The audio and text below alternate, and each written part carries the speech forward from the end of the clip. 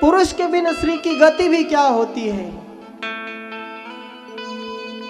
जीव बिनु देह नदी बिनु वारी, जीव बिनु देह नदी बिनु वारी, जीव बिनु देह नदी बिनु वारी, जीव बिनु देह नदी बिनु वारी, तैसे उनाथ पुरुष बिन नारी।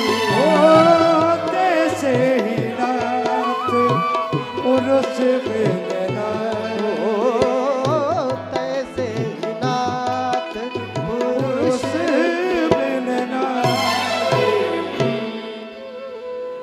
यदि किसी का पति नहीं है तो जीव बिनु देह, जैसे जीव छोड़ के जाने के बाद देह की जैसे अवस्था होती है, वैसी अवस्था स्त्री की रह जाती है, मृत देह के समान। इसीलिए पूर्व काल में पति अगर मरता था तो देवियां अपने पति के साथ ही शरीर त्याग देती थी, क्योंकि वह मृत देह के समान माना गया है। जीव बिनु देह नदी बिनु वारी, पानी के बिना नदी की जो अवस्था है वह अवस्था अपवित्र अवस्था स्त्री की हो जाती है। तैसे वो नाथ पुरुष बिन नारी।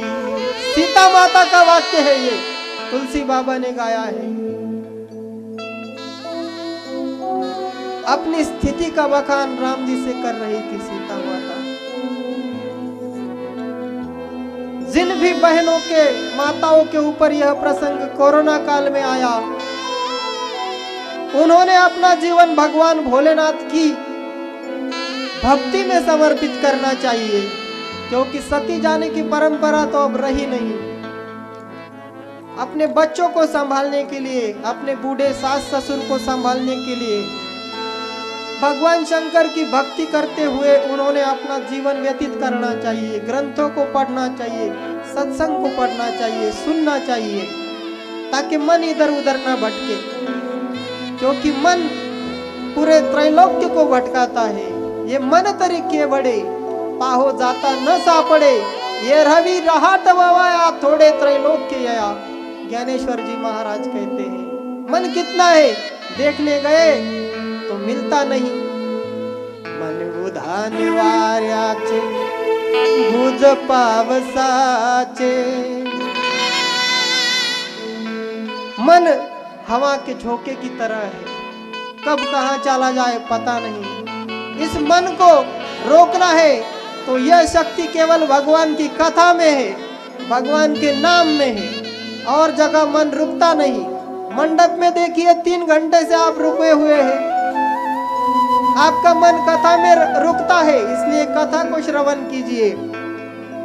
भगवान की भक्ति का बड़ा आसान तरीका, सुलभ सरल तरीका भगवान की कथा सुनना और भगवान के मधुर मधुर नामों का मीठा मीठा संकीर्तन करना। बोलो नमः शिवाय।